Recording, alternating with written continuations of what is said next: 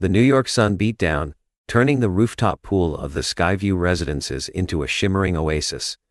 Elijah Vance, a rising star in the architectural world, leaned back on a plush lounge chair, the city's cacophony fading into a distant hum. This wasn't just any building. It was his design, a testament to years of relentless work and unwavering vision. The sleek lines, the way the light played on the glass, it was more than steel and concrete. It was art. A rare Saturday off was a prize to be savored.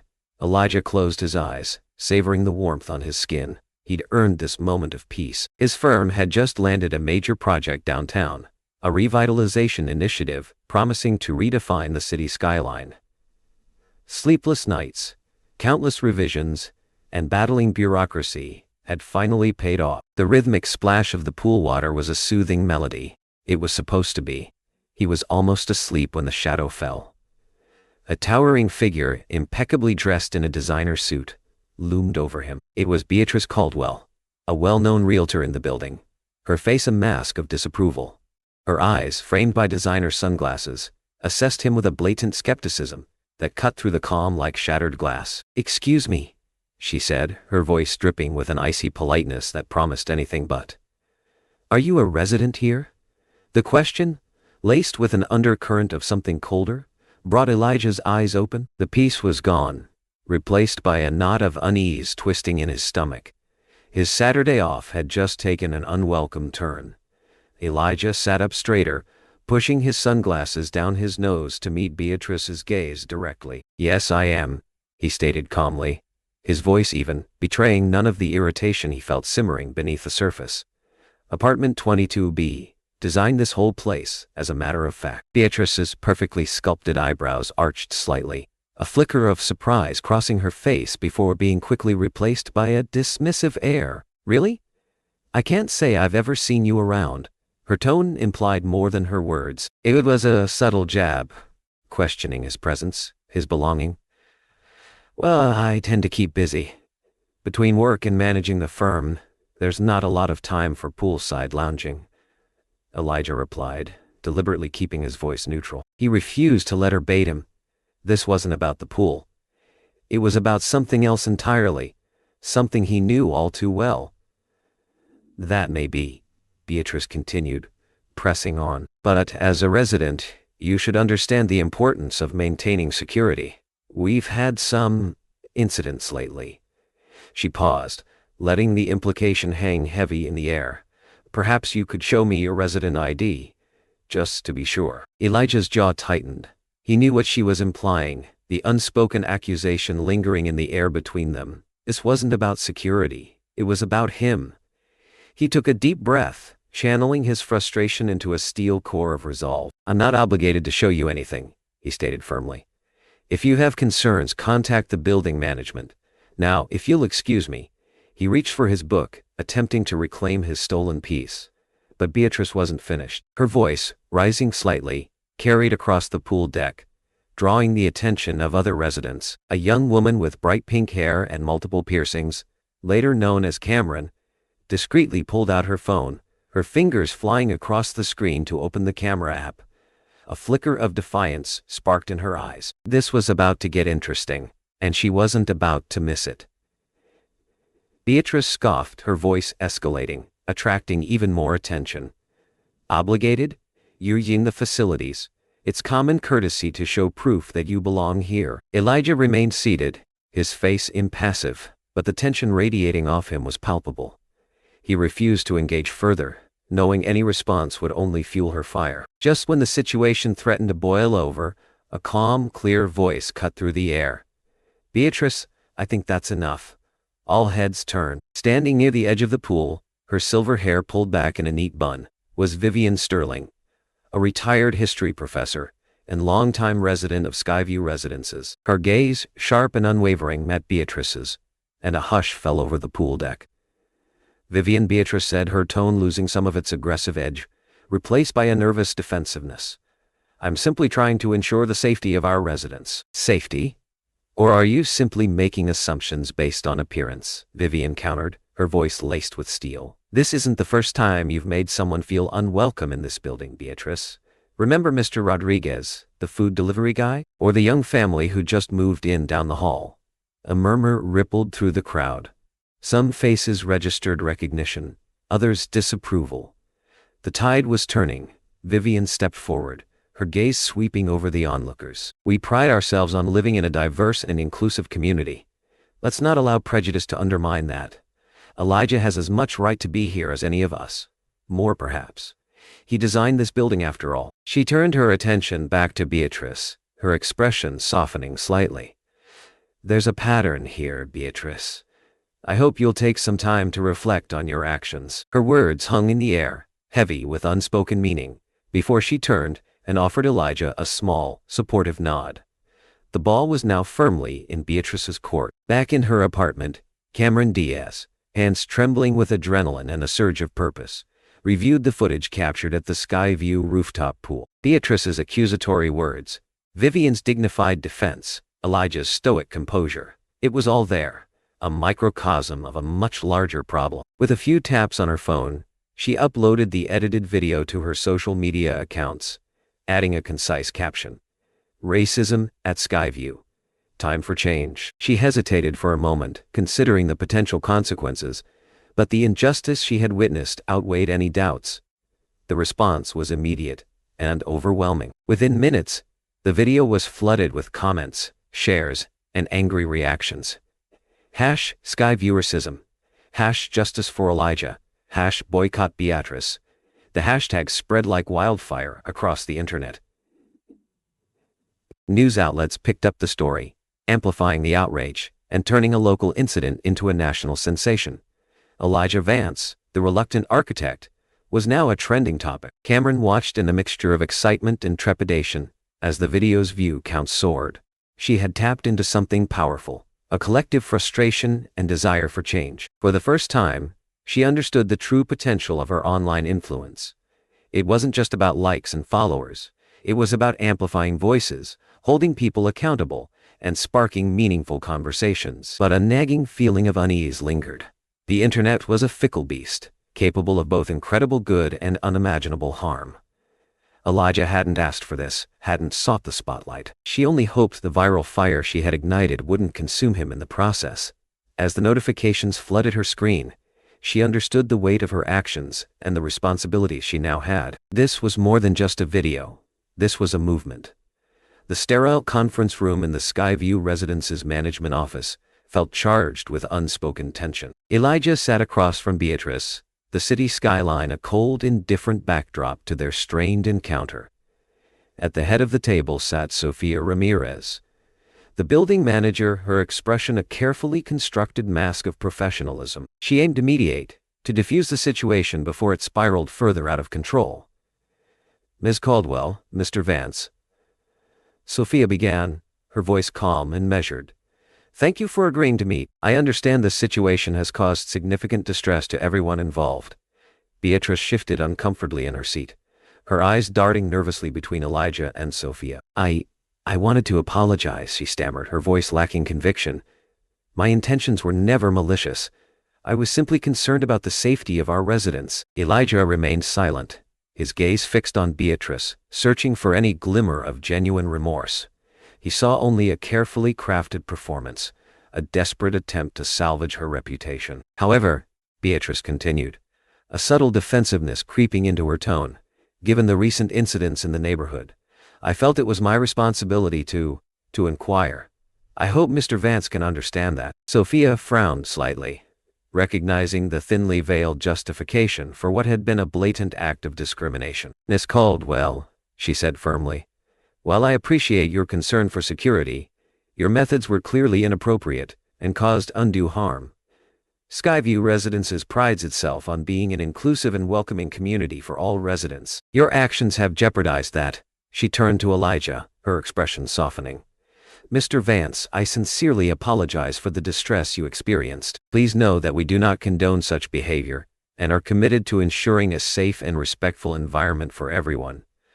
Sofia then turned back to Beatrice, her voice hardening again. "I must inform you that this incident will be formally documented. Any further complaints of this nature will result in serious consequences, including potential termination of your lease. Do I make myself clear? Beatrice nodded meekly, her face flushed with embarrassment. Perfectly clear. Sophia surveyed the room, sensing the lingering unease.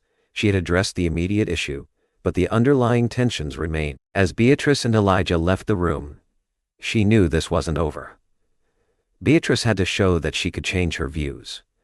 And Elijah was still a new activist, learning how to navigate being in the public eye. Elijah Vance found his life irrevocably altered. His phone buzzed incessantly with interview requests, speaking engagements, and messages of support from around the world. The architect, once content in his private sphere, was now thrust into the unwanted glare of the public eye. Anxiety gnawed at him, a constant reminder of the scrutiny he faced. He struggled to balance his newfound activism with the demands of his career, the weight of expectations heavy on his shoulders. Sleepless nights were spent wrestling with his words, wanting to say the right things, wanting to effect actual change without losing himself. The situation was starkly different for Beatrice Caldwell. The online backlash had spilled into the real world. Her real estate listings dwindled, her phone stopped ringing, and whispers followed her through the Skyview lobby. Once a pillar of the community, she was now an outcast. Her social circle evaporated, replaced by disapproving glances and hushed conversations. The professional repercussions were devastating. Her firm placed her on indefinite leave, citing reputational damage. Isolated and alone, Beatrice found herself haunted by the faces of those she had wronged. The scornful looks, the harsh online comments, the chilling realization that her actions had consequences. It all weighed heavily on her conscience. The life she had meticulously built, brick by brick, was crumbling before her eyes, leaving her with nothing but regret and a growing sense of despair. She had never expected her actions to have such a negative impact on her life, and now she had to face the music. Just as Elijah began to navigate his new reality, a disturbing truth emerged. He received an anonymous email, a cryptic message urging him to look deeper. Intrigued, Elijah delved into the history of Skyview residences, poring over old documents and zoning records. What he uncovered was unsettling. A powerful real estate developer, Richard Thornton, had been aggressively trying to acquire Skyview for months, offering exorbitant sums to residents willing to sell. Thornton had a reputation for ruthlessness, known for pushing out long-term residents to gentrify neighborhoods and maximize profits. The pieces began to fall into place. Elijah discovered a connection between Beatrice Caldwell and Thornton's firm. Beatrice, it turned out, had been quietly pressuring certain residents, particularly those from marginalized communities, to sell their apartments. He found evidence that was hard to prove, but suggestive enough that he could tell that Beatrice and Thornton were in cahoots. The realization hit him like a punch to the gut. Beatrice hadn't simply acted out of personal prejudice. She was a pawn in a larger game, a calculated strategy to devalue the complex and force out vulnerable tenants. The incident at the pool wasn't an isolated event. It was part of a coordinated effort to reshape the community for Thornton's financial gain. Richard Thornton was now clearly a person who was acting with ill intentions. And now Elijah knew that he was the antagonist of the story, and not just Beatrice. He'd have to find a way to fight back, not just for himself, but for everyone in Skyview residences. The fight had just become much bigger and much more dangerous. This would take a new level of preparation, and now Elijah knew exactly what to expect and who to prepare for. Armed with the knowledge of Thornton's scheme, Elijah knew he couldn't remain silent. He had to act, not just for himself, but for the entire Skyview community. Inspired by Vivian's unwavering commitment to justice, he decided to channel his newfound platform into meaningful action. He started by organizing a series of community meetings in the Skyview Common Room. Word spread quickly, and soon, residents from all walks of life were gathering to share their experiences, voice their concerns, and brainstorm solutions. Vivian Sterling became a constant presence at these meetings, offering historical context, strategic guidance, and unwavering encouragement. She saw in Elijah a spark of hope, a willingness to fight for what was right, and she was determined to nurture his leadership potential. The meetings evolved into workshops and open forums, tackling difficult topics like race, privilege, and implicit bias. Residents shared personal stories, challenged preconceived notions, and explored ways to create a more inclusive and equitable community. Cameron Diaz leveraged her tech skills, creating a website and social media campaign to amplify their message and raise awareness about Thornton's scheme. They started a petition, urging the city council to investigate Thornton's practices and protect vulnerable tenants from predatory developers. Slowly but surely, a sense of unity and purpose began to permeate Skyview residences. What had once been a fragmented collection of apartments was transforming into a vibrant, engaged community, united in its determination to fight for justice. Elijah, initially reluctant to embrace the spotlight, found himself energized by the collective action. He realized that true change wasn't about individual heroism. It was about empowering others to stand up for what they believed in. He was surprised by the results and started to feel like there really was an opportunity for him to effect a change. Richard Thornton watched the growing resistance at Skyview residences with increasing frustration. Elijah's activism was gaining momentum, attracting media attention, and threatening to derail his plans. He needed to regain control, and quickly. He summoned Beatrice to his opulent office, the city sprawling beneath them like a conquered territory. "The situation at Skyview is becoming problematic," Thornton said, his voice a low, menacing rumble. "You need to handle it. Shut down this community nonsense, and get those residents to sell." Beatrice hesitated. She was still reeling from the social and professional fallout of her actions, the weight of public condemnation crushing her spirit. She wasn't sure she had the stomach for another confrontation, but she wasn't in a position to refuse Thornton's demands. I don't know if I can," she stammered, her voice barely above a whisper. "The residents are united. They won't listen to me." Thornton's eyes narrowed. "You made this mess, Beatrice. Now you clean it up. Remind them what's at stake. Make them uncomfortable. Do whatever it takes to get them to leave, or you will face the consequences." The threat was clear, unspoken, but chillingly effective. As Beatrice left Thornton's office, she was torn. She knew what Thornton was asking her to do was wrong, morally reprehensible, but she also knew what he was capable of, the power he wielded, the potential for him to destroy what little she had left. She had a choice to make: stand against prejudice and fight for justice, or succumb to the pressure and become a willing accomplice to Thornton's scheme. The decision would define her future and determine the fate of Skyview residences. Elijah, Cameron, and Vivian huddled around a worn table in the Skyview common room, poring over documents and piecing together the evidence of Thornton's illegal practices. They needed help, someone with the legal expertise to navigate the complex web of real estate law and hold Thornton accountable. "We need a lawyer," Vivian declared, her voice firm. "Someone who understands these corporate vultures and isn't afraid to fight them." Cameron, ever resourceful, suggested a contact. "My cousin Maria. She's a public interest lawyer, passionate, brilliant, and doesn't back down from a fight. I'll give her a call." With Maria on board, the group felt a surge of hope, but a nagging question remained. What about Beatrice? She was the key to understanding Thornton's operations, but could they trust her? "She betrayed us all," Cameron said, her voice laced with skepticism. "Why would we trust her now? Desperate people do desperate things," Vivian countered, her eyes thoughtful. "Perhaps she's had a change of heart." "We need to consider all our options." Elijah hesitated. He still harbored resentment towards Beatrice, but he also recognized the potential value of her knowledge. "I'll talk to her," he said finally, steeling himself for the encounter. He found Beatrice alone in her apartment, the once immaculate space now cluttered and disheveled. Her eyes were red-rimmed, her face etched with weariness and guilt. "I know what Thornton is planning," she said, her voice barely audible. "He wants to destroy this community, and I was a part of it." Elijah studied her carefully, searching for any sign of deception. He saw only remorse and a desperate desire for redemption. "Can we trust you?" he asked, his voice wary. Beatrice met his gaze, her expression sincere. "I don't expect you to trust me," she said quietly, "but I want to help. I want to make things right, even if it's the last thing I do." They all knew that their work as a team depended on how much they would learn to forgive and fight together, or stay divided and lose.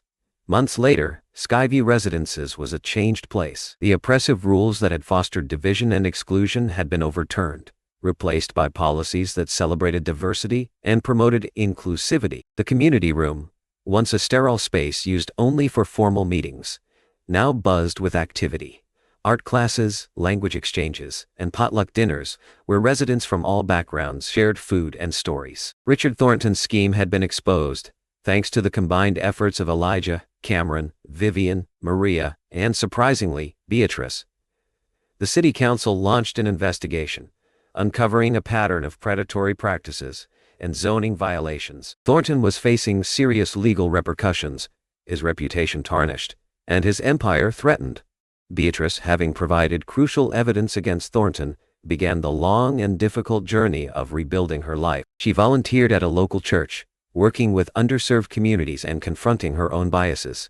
The path to redemption was arduous, but she was committed to making amends for her past mistakes. Elijah Vance stood at a press conference, the city skyline shimmering behind him. He spoke passionately about the events that had transpired at Skyview, emphasizing the importance of community, the power of collective action, and the urgent need for affordable housing. He was no longer just an architect. He was an advocate, a voice for the voiceless, a symbol of hope in a city struggling with inequality. The world was paying attention, and soon Elijah was touring the country, speaking about the injustices that he saw and the changes he wanted to make. Cameron continued to use her platform to amplify marginalized voices and promote social justice. Vivian remained a constant source of wisdom and guidance, mentoring young activists and reminding everyone that the fight for equality was a never-ending process. Skyview Residences was now more than just a building. It was a beacon of hope, a testament to the power of community, a reminder that even in the darkest of times, a new horizon is always possible. It was also a reminder that a new world depended on everyone working together, and not fighting against each other. The tenants, the staff, and the owners of the Skyview would always remember this story, and always be mindful of how they could help others and lift them up. The story of Skyview Residences offers potent life lessons for navigating today's world. First, challenge your biases. Like Beatrice, we all harbor unconscious prejudices. Actively reflect, and be open to changing your views. Second, find your voice. Be like Vivian, who despite her age, stood up for what was right. Courage often inspires others. Third, use your platform responsibly. As Cameron demonstrated, even small actions online can ignite significant change. Ensure your contributions are positive. Fourth, seek unity, not division. Elijah's journey highlights how connecting with others, even after conflict, can build stronger communities. Moreover, be prepared for setbacks. Facing adversity with resilience, as Elijah did, is vital for growth. Finally, recognize the larger forces at play. Thornton's schemes remind us that individual acts are often part of systemic issues. Apply these lessons by engaging in conversations, supporting inclusive policies, and challenging injustice where you see it. Remember, progress comes from uniting and acting with purpose, even when the path is challenging. Embracing these lessons offers a path towards both personal and collective growth, shaping a more equitable future.